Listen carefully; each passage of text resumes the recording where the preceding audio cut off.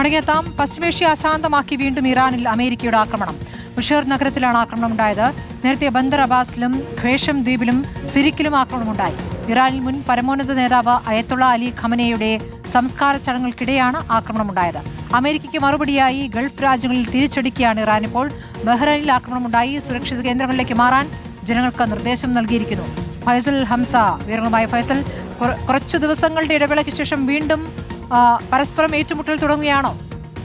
തീർച്ചയായും സ്മൃതി, ആശങ്കയുണ്ടാക്കുന്ന സാഹചര്യമാണ് പശ്ചിമേഷ്യയിലുള്ളത്. ഏറ്റവും ഒടുവിലായി ഇപ്പോൾ ബഹ്റൈനിൽ സൈറൺ മുഴങ്ങുന്നു, അപായ സൂചനകൾ വരുന്നു എന്നുള്ളതാണ്. ഇന്ന് മൂന്നാം തവണയാണ് ഇത്തരത്തിൽ അപായ മുന്നറിയിപ്പ് ഉണ്ടാകുന്നത്. ബഹ്റൈനിൽ എന്തായാലും ജനങ്ങളോട് സുരക്ഷിത കേന്ദ്രങ്ങളിലേക്ക് മാറാൻ നിർദ്ദേശം നൽകിയിട്ടുണ്ട്. തൊട്ടു മുമ്പ് കുവൈത്തിലും വലിയ രീതിയിലുള്ള ഇറാന്റെ ആക്രമണമുണ്ടായിരുന്നു. ഡ്രോണുകളും മിസൈലുകളും ഈ രണ്ട് രാജ്യങ്ങളെയും ലക്ഷ്യമിട്ടെത്തി എന്നുള്ളതാണ് ഇറാന്റെ അവകാശവാദം.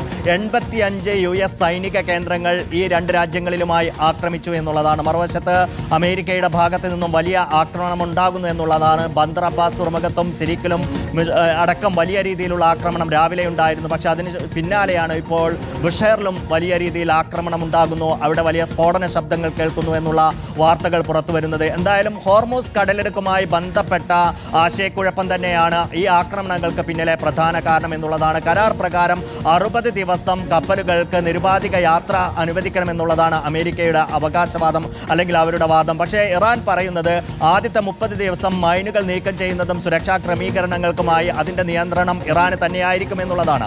ഈ ഒരു വ്യക്തതയില്ലായ്മയാണ് നിരന്തരമായി ഹോർമൂസ് കടലിടുക്കിലെ കപ്പലുകളെ ആക്രമിക്കുന്നതിലേക്കും അതുവഴി ഇരു രാജ്യങ്ങളും തമ്മിൽ വീണ്ടും പ്രത്യാക്രമണങ്ങളിലേക്ക് പോകുന്നതിനുമുള്ള പ്രധാന കാരണം. കരാർ ലംഘിച്ചു എന്ന ഇരുപക്ഷവും ആരോപണങ്ങൾ ഉന്നയിക്കുകയും ചെയ്തിട്ടുണ്ട്. എന്തായാലും കൊല്ലപ്പെട്ട പരമോന്നത നേതാവ് അയത്തുള്ള അലി ഖമനയുടെ സംസ്കാര ചടങ്ങുകൾ ഇറാനിലും ഇറാഖിലുമായി പുരോഗമിക്കുകയാണ്. ഇന്ന് ഇറാഖിലെ വിശുദ്ധ നഗരമായ നജഫിലും കർബലയിലുമായി പൊതുദർശനവും നടക്കുന്നുണ്ട്. സ്മൃതി.